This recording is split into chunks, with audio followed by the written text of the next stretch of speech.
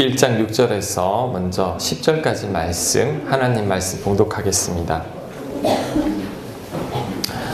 그 여인이 모압 지방에서 여호와께서 자기 백성을 돌보시사 그들에게 양식을 주셨다함을 듣고 이에 두 며느리와 함께 일어나 모압 지방에서 돌아오려 하여 있던 곳에서 나오고 두 며느리도 그와 함께하여 유다 땅으로 돌아오려고 길을 가다가 나오미가 두 며느리에게 이르되 너희는 각기 너희 어머니 집으로 돌아가라. 너희가 죽은 자들과 나를 선대한 것 같이 여호와께서 너희를 선대하시기를 원하며 여호와께서 너희에게 허락하사 각기 남편의 집에서 위로를 받게 하시기를 원하노라 하고 그들에게 입맞춤에 그들이 소리를 높여 울며 나오미에게 이르되 아니니이다. 우리는 어머니와 함께 어머니의 백성에게로 돌아가겠나이다 하는지라. 아멘. 예전 교회 어느 가정에 신방을 갔습니다. 어떤 여자 집사님 댁인데 그분의 가정에서 사연을 들어보니까 30살에 이제 남편이 아들을 놓고 그만 돌아가신 거예요. 그리고 그때 시어머니가 같이 살고 계셨는데 그 시어머니랑 지금 30년째 같이 살고 있다라는 거죠. 근데 신방할 때 전화가 왔어요. 전화를 하는데 엄마 이런 말씀을 하셔가지고 친정 어머니신가 보죠. 그랬더니 시어머니라고 하는 거죠. 근데 그 시어머니를 엄마라고 부르면서 얼마나 이렇게 다정하게 이야기하는지 그래서 제가 물었습니다. 아니 그때 남편 돌아가셨을 때 그냥 떨어져서 혼자 사시지 어떻게 시어머니를 모시고 살 생각을 했습니까? 물어보니까 아들 하나밖에 없는 홀 어머니였대요. 그런데 그 아들이 죽었는데 어떻게 그 어머니를 버릴 수 있습니까? 그래서 그때부터 우리 어머니를 모시고 살고 있습니다. 이렇게 이야기하는 거예요. 제가 감동을 받았어요. 그러면서 지금도 그 어머니를 잘 모시고 살아가는 그 모습, 제가 그 모습을 봤을 때 오늘 성경에 나오는 나오미와 룻이 생각이 났습니다. 너무너무 비슷하거든요. 자, 지난주에 이 나오미 가족이 흉년 때문에 모압으로 이민을 갔죠. 근데 그곳에서 남편 죽고 두 아들 다 죽고 그래서 이 며느리들과 함께 다시 고향 땅 베들레헴으로 돌아오려고 합니다. 그런데 이 나오미가 돌아오면서 가만히 생각해 보니까 이 며느리들을 데리고 가려니까 너무 미안한 거예요. 이 며느리들이 지금 젊기 때문에 다시 시집 가면 되는데 괜히 이 며느리들을 데리고 가봤자 이 며느리들이 고생할 것 같으니까 나오미가 길 가다 멈추고 두 며느리들에게 이야기합니다. 너희들 고향으로 돌아가라. 너희 남편도 다 죽었는데 너희 부모님 계신 곳으로 돌아가라 라고 이야기합니다.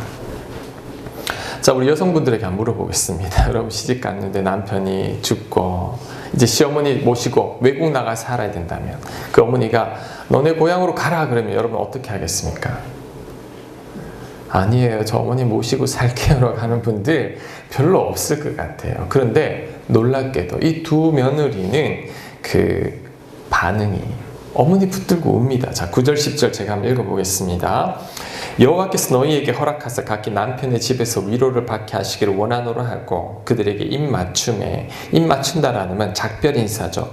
그들이 소리를 높여 울며 나오미에게 이르되 아니니이다. 우리는 어머니와 함께 어머니의 백성에게로 돌아가겠나이다 하는지라. 놀랍죠. 어떻게 이런 고부지간이 있을 수 있습니까?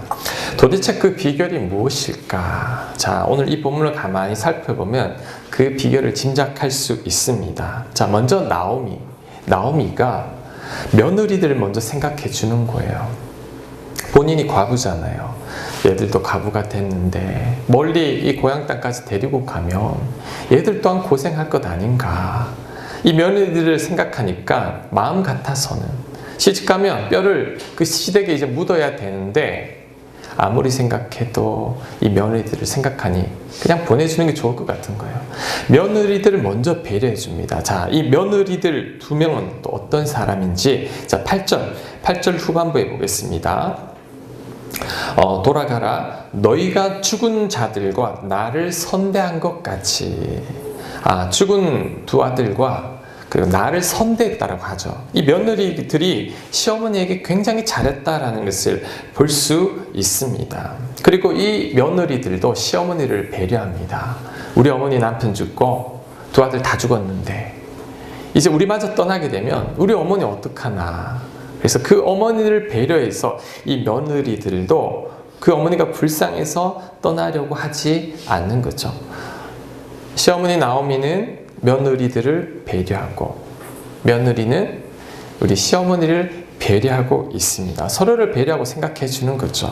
자, 답이 나왔습니다. 나오미와 이 며느리들이 잘 지내는 이유는 서로를 배려하고 상대방을 먼저 생각해 주고 있기 때문이죠. 자, 여러분, 배려가 무엇입니까? 배려란 나보다 상대를 먼저 생각하는 것입니다. 배려란 내 입장에서 보지 않고 상대 입장에서 보는 것을 배려라고 하죠. 자, 그런데 대부분의 사람들은 내 입장만 생각하죠. 내 생각만 하는 것입니다.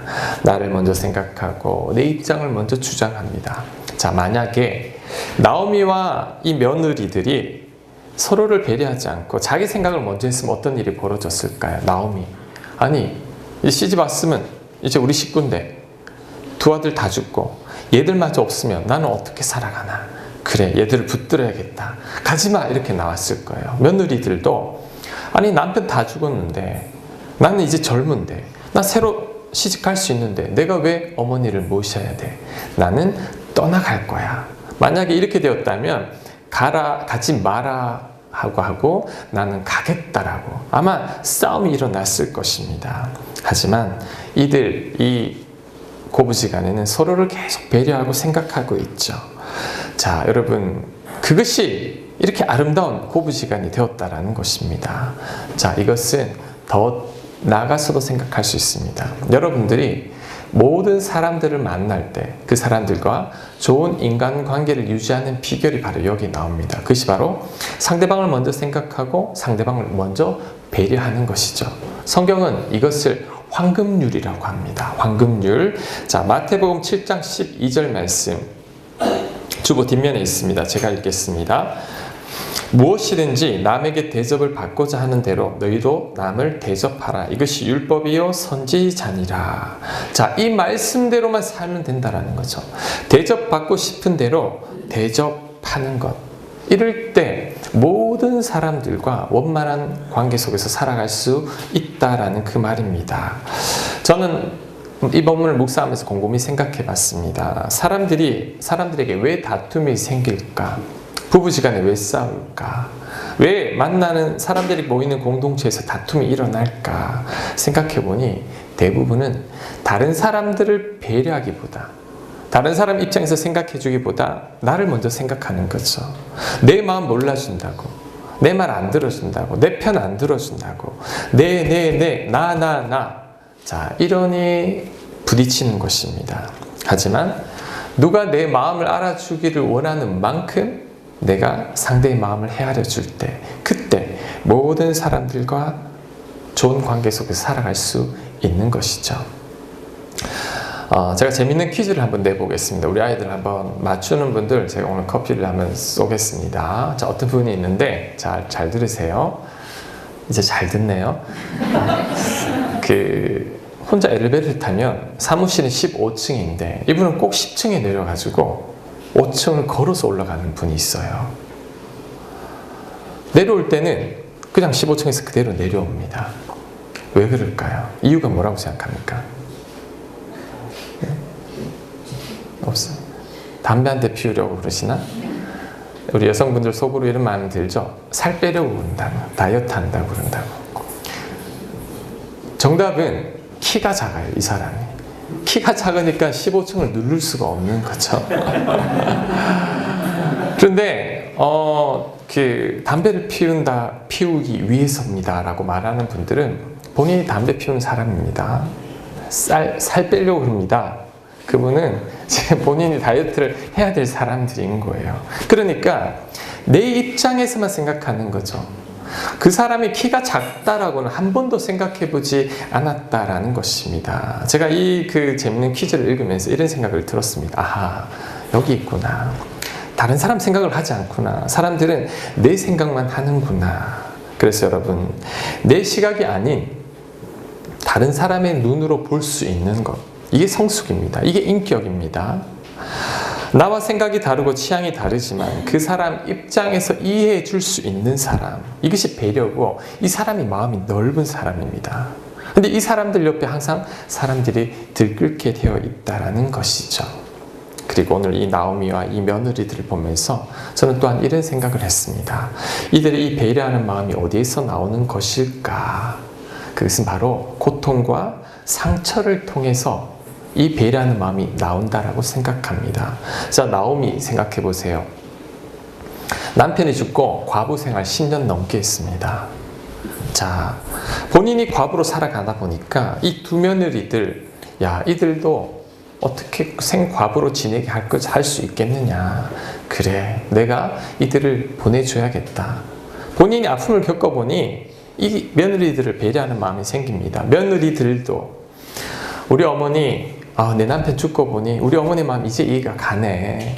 그리고 우리 어머니는 남편도 죽고 두 아들도 죽었는데 우리마저 어머니를 모시지 않으면 우리 어머니 외로워서 어떻게 살아갈까.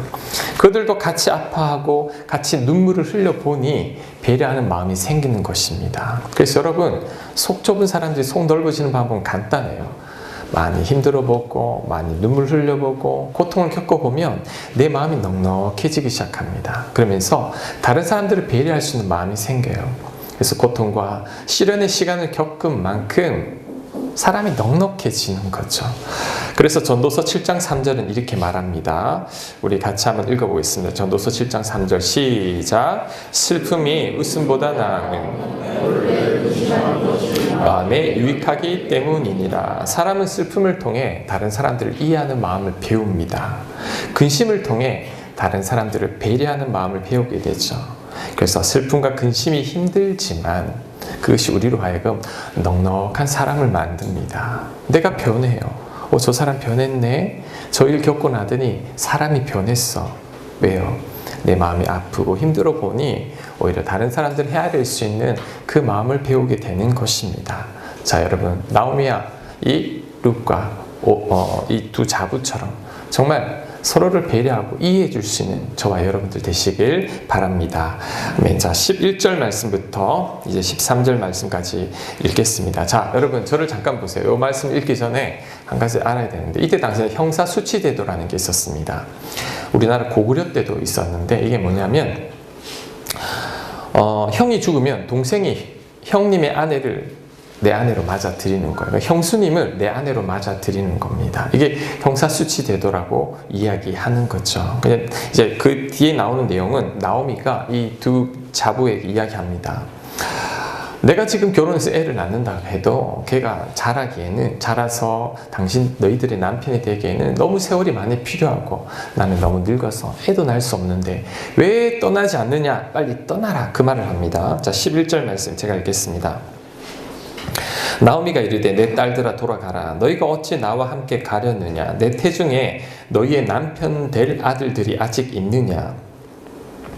내 딸들아 되돌아가라. 나는 늙었으니 남편을 두지 못할지라.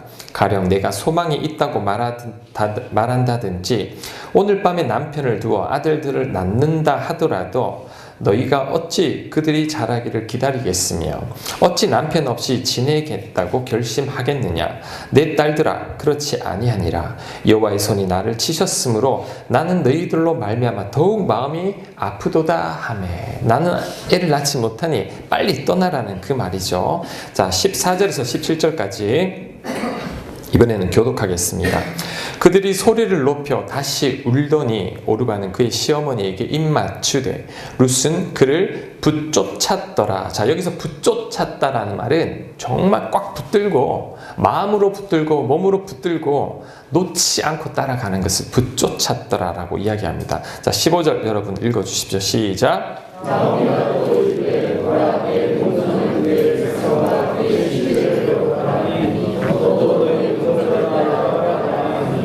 룻이 이르되 내게 어머니를 떠나며 어머니를 따르지 말고 돌아가라 강권하지 마옵소서. 어머니께서 가시는 곳에 나도 가고 어머니께서 머무시는 곳에서 나도 머물겠나이다. 어머니의 백성이 나의 백성이 되고 어머니의 하나님이 나의 하나님이 되시리니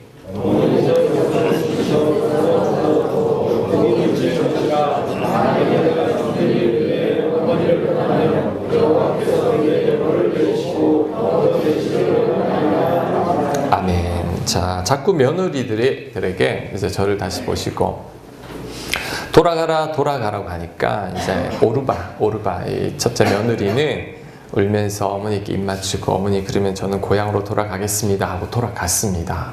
그런데 룻은 안 돌아가겠다라는 거예요. 그러면서 어머니 하나님이 내 하나님이다.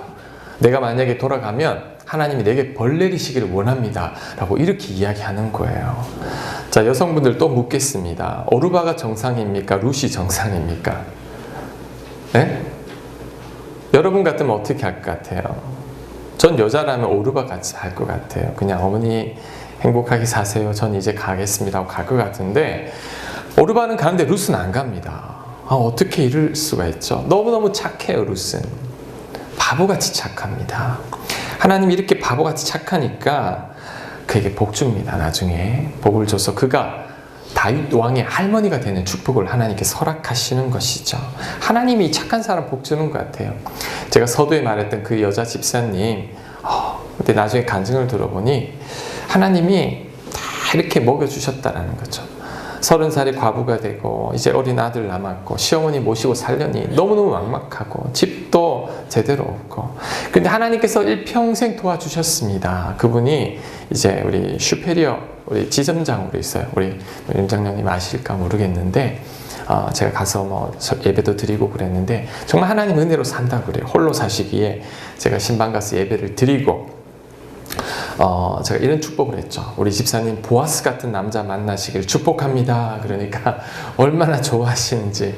네? 그래서 하나님이 돌봐주시는 것 같아요. 이렇게 착하게 사니까. 자, 제가 이제 드리고 싶은 말씀 뭐냐면 오늘 말씀은 곰곰이 묵상하다 저는 이런 생각을 했습니다.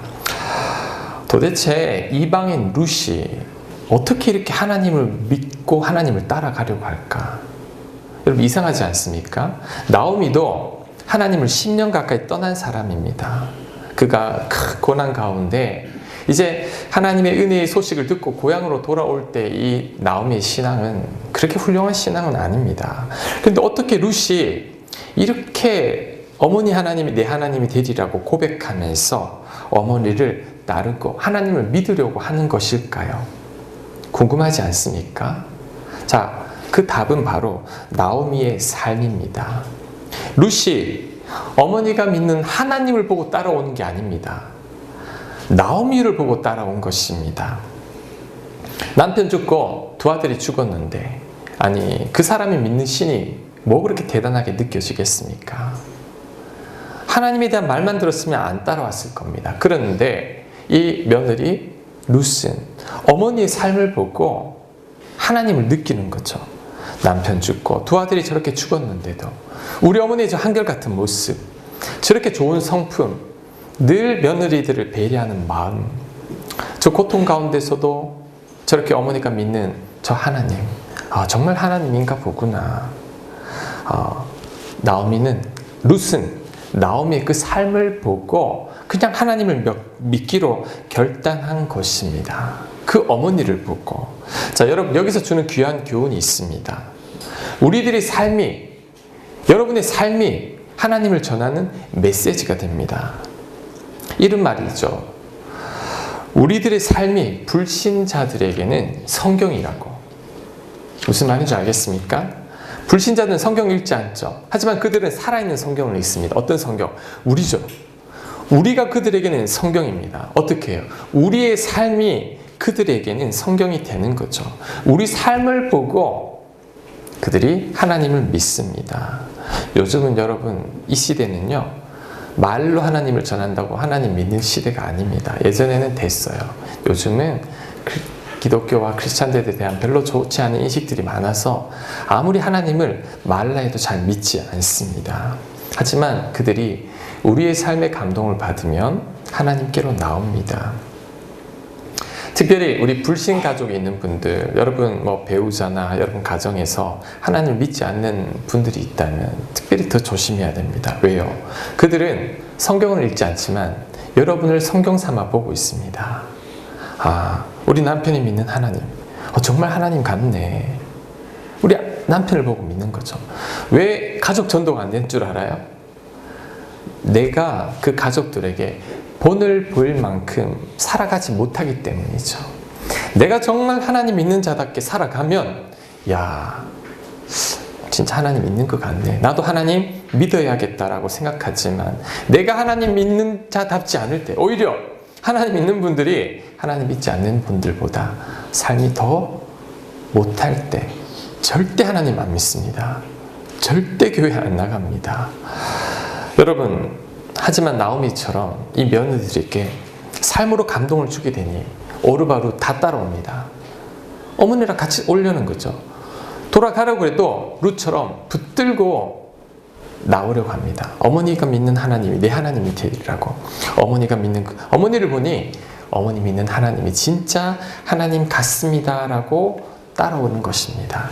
자, 베드로전서 3장 1절 말씀 우리 같이 한번 읽어보겠습니다. 시작. 아내들아 이와 같이 자기 남편에게 순종하라. 이는 혹 말씀을 순종하지 않는 자라도 말로 말미암지 않고 그 안이 행실로 말미암아 구원을 받게 하려 함이니. 뭐라고요? 여기는 뭐 꼭 남편에게만 해당되는 건 아닙니다. 말로 구원받는 게 아니라는 거죠. 행실로. 내 행실로 상대방이 나를 믿고 따라오게 되어 있다라는 것이죠. 자, 여러분 김동호 목사님 아시죠? 높은 뜻 우리 숭의교회 이제는 이제 연합교회로 바뀌었는데 김동호 목사님 책을 읽다가 그 목사님이 어떻게 예수님을 만난 이야기가 있었습니다. 어떻게 만났느냐 하면 초등학교 때 주일학교 교사 선생님이 여자 선생님인데 너무 좋았대요. 선생님이 너무 좋았다라는 거죠. 근데 그 여자 선생님이 예수님 믿으면 천국 가. 예수님 믿으면 우리의 모든 죄를 용서받고 영원한 생명 얻는단다. 그러니까 그 선생님의 말이라면 무조건 믿었기 때문에 그때 바로 믿었다고 해요. 왜? 그만큼 선생님이 좋았기 때문에 선생님이 어떤 말도 확신이 온다라는 거죠. 그래서 예수님 믿었다고 해요. 이것입니다. 전도란 예수 믿으세요, 예수 믿으세요 아무리 이야기하지만 내가 그 사람 앞에 삶으로 예수님 믿는 자답게 살아가지 못하면 절대 전도 안 됩니다. 오히려 하나님 앞에 나오는 방해물이 될 때도 있어요. 내가 하나님 앞에 바로 서야 되죠. 홍정길 목사님 이제 목회를 굉장히 잘하신 분이에요. 여러분 그분이 대형교회도 하고 많은 교회를 세우고 그리고 은퇴하시고 나서 목회자들 불러놓고 이런 세미나를 했어요. 나는 실패한 목회자다. 열심히 복음 전해서 내가 교회를 키우면 난 하나님 기뻐할 줄 알았는데 막상 교회를 세웠지만 성도들의 삶은 바뀌지 않더라. 어떻게 해서 바뀌지 않을까? 그래, 성경을 가르치지 않아서 그렇구나. 그래서 제자 훈련을 열심히 했대요. 근데 이 제자 훈련을 열심히 했더니 머리만 커지고 여전히 삶은 바뀌지 않더라. 아, 내가 실패했구나. 그리고 후배들에게 목사님들 나 따라하지 마십시오. 나 따라 교회만 키우려고 하지 마십시오. 나 실패한 목회자입니다. 그러면서 이 목사님이 대안으로 제시한 게 있어요. 본인이 보니까 어떻게 하면 삶이 바뀔 수 있을까 고민해 보니 그 답은 가정에서 있었다는 거죠. 가정에서 부모님이 자녀들에게 삶으로 본을 보여주지 않는 이상, 정말 신앙으로 살아가는 모습을 자녀들에게 보이지 않는 이상 자녀들은 잘 바뀌지 않는다라는 거죠. 이게 유태인들의 교육입니다. 자, 여러분 유태인들은 2000년이 지나도록 나라도 없는 민족이 그 신앙을 그대로 이어가고 있습니다. 그 비결이 뭐냐면 철저히 가정에서 가르칩니다. 유태인들은 주일학교 없습니다. 교회에서 모여서 그렇게 하지 않습니다. 가정에서 철저히 안식일을 지키면서 자녀들을 불러 모아서 하나님을 잘 섬겨야 된다. 안식을 지켜야 된다. 계명대로 살아야 된단다. 삶으로 본을 보여주고 안식일을 지키면서 하나님을 가르치기 때문에 이 유태인들이 나라도 없으면서 2000년이 지나도 그들의 믿음을 변치 않더라는 거죠. 그래서 여러분 부모님들 잘 들으셔야 됩니다. 이 자녀들이 어떻게 믿음 안에 잘 자라게 할 수 있을까? 여러분이 삶으로 본을 보여주어야 합니다. 신앙은 주입으로 되는 게 아니에요. 정말 하나님의 큰 고난과 어떤 아픔을 통해 하나님을 만나는 경우도 있지만 우리 아이들은 대부분 삶을 보고 배웁니다. 내 삶을 보고 하나님을 보여주고 내가 믿음으로 살아가는 모습 보여주고 성경 읽는 모습 보여주고 기도하는 모습 보여주고 줄 성수하는 모습 보여줄 때 우리 자녀들이 하나님을 믿고 하나님을 따라가는 것이지 교육으로 절대 안 됩니다, 여러분. 그래서 여러분 특별히 부모님께 당부합니다. 자녀들에게 이런 말을 들어야 됩니다. 엄마 아빠 보니 정말 하나님 있는 것 같아. 나도 하나님 믿어야겠어. 삶으로 보여줄 때 그때 우리 자녀들이 하나님께 나온다라는 거죠. 나오미처럼 이 두 며느리들에게 삶으로 보여주었습니다. 그러니 며느리들이 따라오죠. 그래서 여러분 이제부터 이렇게 생각하세요. 내가 성경이구나. 내가 불신자들에게 성경이구나. 내 삶이 바로 메시지구나라는 것을 여러분 꼭 깨닫고 이제는 삶으로 하나님을 전하는 저와 여러분이 되어야 할 줄로 믿습니다. 아멘. 자, 18절에서 우리 20절까지 말씀 우리 또 교독하겠습니다. 나오미가 룻이 자기와 함께 가기로 굳게 결심함을 보고 그에게 말하기를 그치니라.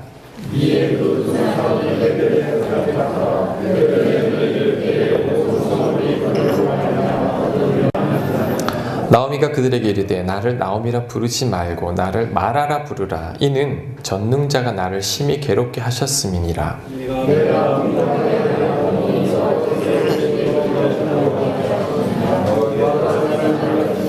전능자가 나를 괴롭게 아멘. 자, 저를 한번 보시기 바랍니다. 자, 나오미가 이제 자신이 살던 고향으로 돌아왔죠. 저는 이 부분을 읽으면서 이런 생각을 했습니다. 아니, 왜 고향으로 돌아갔지? 나 같으면 안 돌아갈 것 같습니다. 내가 잘 살겠다고 이민 갔는데 내 남편 죽고 내 두 아들 다 죽었습니다. 이 동네 사람들 보기 부끄럽지 않습니까? 자존심 상합니다. 창피합니다. 절대 나는 만약 간다면 이스라엘 다른 지역에 가서 살 것 같아요. 그런데 나오미는 그 동네에 나갑니다. 자, 아니나 다를까 이 동네 사람들이 이 나오미를 보더니 자, 어떤 반응을 보이느냐 하면 약간 비아냥거립니다. 19절 말씀 제가 한번 읽겠습니다. 이에 그 두 사람이 베들레헴까지 갔더라. 베들레헴에 이를 때 온 성읍이 그들로 말미암아 떠들며, 자, 여기 이 떠들며가 이 히브리어 원어의 뜻은 조롱하다, 비아냥거리다라는 뜻입니다. 이 동네 사람들이 모여가지고 막 조금 비웃는 거죠. 자, 계속해서 이야기합니다. 떠들며 이르기를 이가 나오미냐 하는지라. 자, 여기서도 어떻게 비아냥거리냐면 나오미라는 뜻이 뭐냐면 기쁨, 희락, 즐거움이라는 뜻이에요. 그런데 이 동네 사람들이 뭐라고 하느냐면 이렇게 이야기하는 것이죠. 이거 기쁨이 아니냐. 우리 옛날에 우리 교회에서 키우던 고양이가 기쁨인데 기쁨이 아니냐. 근데 기쁨이가 왜 이렇게 쫄딱 망했어? 잘 살겠다고 우리 고향 떠나더니 기쁨이는커녕 슬픔이가 돼서 돌아왔네. 이렇게 막 동네 사람들이 비아냥거리는 거예요. 여러분 얼마나 자존심 상합니까? 자, 그런데 나오미의 반응이 더 재미있습니다. 20절, 21절 말씀 제가 다시 한번 읽겠습니다. 나오미가 그들에게 이르되 나를 나오미라 부르지 말고 나를 기쁨이라 부르지 마. 나를 마라라 부르라. 마라의 뜻이 무슨 뜻이냐면 쓰다, 괴롭다라는 뜻입니다. 나 쓴 여자야. 나 괴로운 여자야. 그러니 나를 기쁨이라고 부르지 마. 이렇게 이야기하는 것입니다. 자, 저는 이 대목에서 나오미가 고향으로 돌아올 수 있었던 그 이유를 발견했습니다. 자, 그것은 뭐냐면 나오미는 자신의 실패를 인정하고 있습니다. 자신을 감추지 않고 그냥 있는 그대로 나온 것입니다. 그런데 여러분 이게 쉽지 않습니다. 쉬워 보이지만 쉽지 않습니다. 사람들은 대부분 실패했을 때 변명 아니면 원망합니다. 보통 사람들이 이렇게 반응했을 겁니다. 내가 모압에 갔더니 이 모압 사람들이 얼마나 악랄하고 못됐는지, 모압 사람들 때문에 내 남편 죽고 내 두 아들 다 죽었다고, 내가 모압 사람들은 이가 갈린다고 아마 이렇게 이야기했을 겁니다. 혹 또 다르게 그때 내가 가지 말자고 했는데 내 남편이 가자고 그렇게 해가지고 남편 죽고 두 아들 다 죽었다라고 변명하거나 원망합니다. 여러분 누가 어려운 일 당했을 때 실패한 사람들 한번 만나보십시오. 그들이 대부분 어떤 반응을 하는지 비슷하게 반응합니다. 내가 누구 때문에 이렇게 됐다고, 내가 그 회사 때문에 그렇게 됐다고.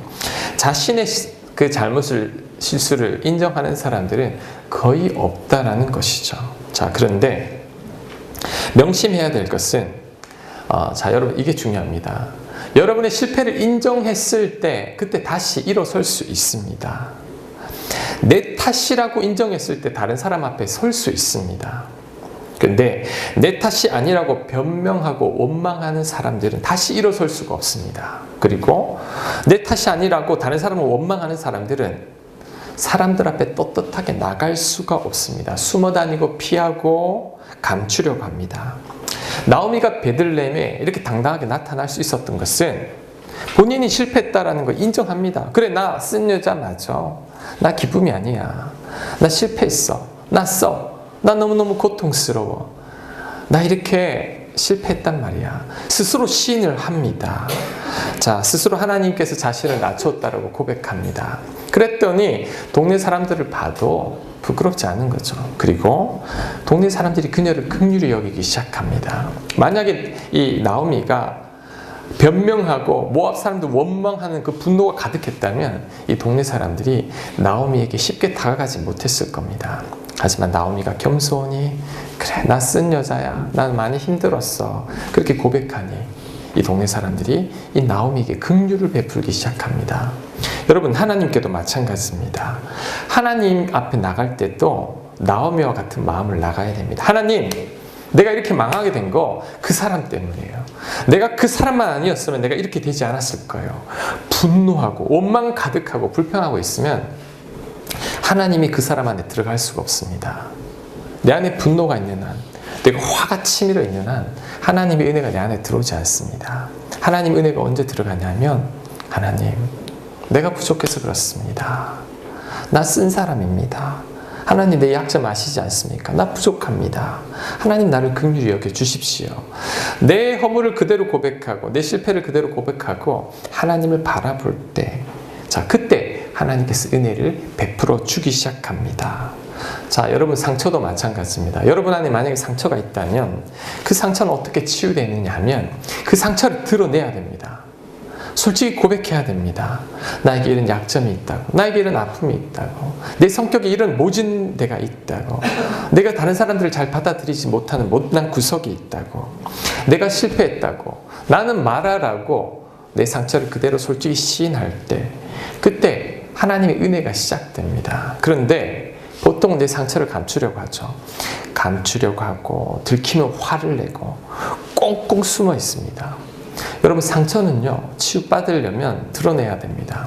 여러분, 상처 다 있으면 요거 사람들에게 들키지 않으려고 감추고 붕대로 감고 그러다 보면 덧납니다. 나중에는 정말 수술해야 됩니다. 아프다고 나가야 돼요. 의사 선생님 앞에 나가듯이 하나님, 나에게 이런 상처가 있어요. 나 이것 때문에 힘들어요. 나 고통스러워요. 이 나 때문에 우리 가정이 엉망이 되고 내 주변 사람들이 힘들어지고 우리 공동체가 힘들어합니다. 하나님, 도와달라고 내 상처를 그대로 드러낼 때 그때 치유가 시작되고 하나님의 은혜가 시작됩니다. 여러분, 내 상처나 실패를 숨기려 하지 마시고 남 탓하지 마시고 원망하고 불평하지 마십시오. 상처와 실패 가운데 원망하고 불평하기 시작하면 어떻게 되냐면 그 원망과 불평은 내 상처와 아픔에 소금 치는 것과 똑같습니다. 더 나만 힘들어지는 것이죠. 실패나 상처가 여러분 부끄러운 게 아닙니다. 인간은 누구나 실패할 수 있죠. 저도 실패한 적이 있고 사람들 관계 속에서 실수한 적 많습니다. 실패한 적 많고 실수한 적 많고 그렇기 때문에 제가 이 자리에 서 있는 거죠. 만약에 그런 경험이 없었다면 저 이 자리에서 또 실패할 수도 있다라는 거죠. 많이 실패하고 많이 울어보고 아파봤기에 제가 이 자리에 있다라는 거죠. 여러분, 사업을 하다가 인간관계에 있어 여러 가지 일들에서 여러분 실패할 수 있습니다. 그런데 진짜 실패는 무엇이냐면 그 실패를 남 탓으로 돌리고 원망 가운데 살아가는 것. 이게 진짜 실패입니다. 실패를 인정하고 하나님의 은혜를 구할 때 실패를 딛고 일어설 수 있는데 그 실패를 남 탓으로 돌리고 원망하고 그 때문에 분노 가운데 살아갈 때는 못 일어납니다. 그게 진짜 실패입니다. 미움과 원망 가운데 있으면 제가 말씀드렸지만 하나님의 은혜를 다시 경험할 수 없어요. 하나님 들어올 수 없죠. 정말 실패한 인생이 되는 것입니다. 하지만 나오미처럼 나 쓴 여자야, 나 고통받는 여자야, 솔직히 고백하고 내 상처를 인정할 때 내 자존심 버려야 됩니다. 여러분, 내 자존심 때문에 하나님 은혜가 막힙니다. 내 자존심 버리고 내 체면 버리고 그냥 솔직한 모습, 있는 모습 그대로 하나님 앞에 나올 때, 있는 모습 그대로 사람들 앞에 고백할 때, 그때 치유가 시작되고 그때 자유함이 있어요. 감추려고 하면 사람들이 불편합니다. 사람들하고 모여서 이야기하면 그 자리가 불편해요. 왜? 들킬까봐. 내 약점, 내 허점 들킬까봐 사람들이 불편했습니다. 하지만 있는 그대로 틀어놓고 고백하고 나는 말아야 라고 인정할 때, 그때 다시 사람들이 다가오기 시작하고 하나님의 은혜가 몰려오기 시작합니다. 과거의 실패의 노예가 되지 마십시오. 실패를 붙들고 밤마다 눈물로 여러분 지새우지 마세요. 그 어느 누구도 원망하지도 마십시오. 과거를 떠나야 합니다. 그 과거가 나의 현재와 미래를 계속 종먹게 된다는 것이죠. 저는 이 나오미를 이렇게 묵상하다가 향나무 생각해요. 향나무. 향나무는 이렇죠. 자신을 찍는 도끼에게 향기를 묻히잖아요. 도끼는 그 향나무를 자르려고 계속 찍어대는데 향나무는 그 도끼에게 아름다운 향기를 계속 묻힙니다. 자, 나오미 보고 그런 것 같아요. 동네 사람들이 남편 잃고 두 아들 잃고 얼마나 낙심 가운데 있습니까? 그렇게 나온 나오미에게 너 기쁨이 아니냐? 근데 쫄딱 망해서 돌아왔네. 비아냥 그리는데, 자, 나오미는 그대로를 인정합니다. 만약에 나오미가 스스로의 그 허물을 인정하지 않으면 그 말 했던 동네 사람하고 다시는 상종도 안 할 겁니다. 네가 감히 나한테 이런 말을 해? 다시는 만나시려고 하지도 않을 거예요. 하지만 나오미는 그래, 나 쓴 여자야, 나 고통이야, 하나님이 나를 낮추셨어, 그대로 인정하니 진짜 향기가 퍼집니다. 나오미의 그 겸손함 속에서 아름다운 향나무 향기가 퍼지는 것 같습니다. 동네 사람들이 다 그녀를 긍휼히 여기게 되고 그로 말미암아 그녀가, 그리고 루시, 하나님의 엄청난 복을 받게 되는 것이죠. 자, 22절 우리 마지막으로 같이 한번 읽겠습니다. 시작.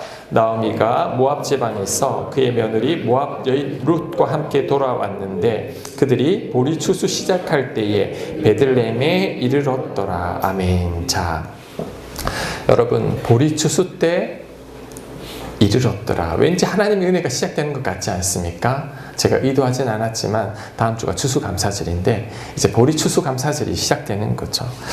이제 하나님의 은혜가 서서히 밀려오는 것 같습니다. 정말입니다. 그대로 있는 모습 그대로 나갈 때 하나님께서 이 나오미와 룻에게 놀란 은혜를 부어주십니다. 여러분, 우리 하나님의 주특기는요, 전화위복입니다. 화를 복으로 바꾸신 하나님. 그리고 얼마 전에 제가 말씀드렸죠. 수습하신 하나님. 우리 하나님 수습 잘하십니다. 내 실수, 실패, 내 상처들, 절망을 기쁨으로, 실패를 축복으로, 그리고 실패를 성장의 발판으로 만들어주시는 분이 우리 하나님이라는 거죠. 우리는 그 하나님께 그대로 나가기만 하면 됩니다. 나오미처럼 있는 모습 그대로 하나님 앞에 나가서 하나님의 은혜를 구할 때 내 자존심, 여러분의 체면, 그리고 여러분의 실패 그대로 인정하고 하나님만을 바라볼 때 그때 하나님께서 놀라운 은혜로 여러분을 채우시리라 확신합니다. 그때 치유가 시작되고 그때 여러분이 다시 일어설 수 있게 됨을 믿으시기 바랍니다. 아멘. 자, 우리 주보 뒷면에 있는 우리 있는 모습 그대로 우리 다 함께 일어나서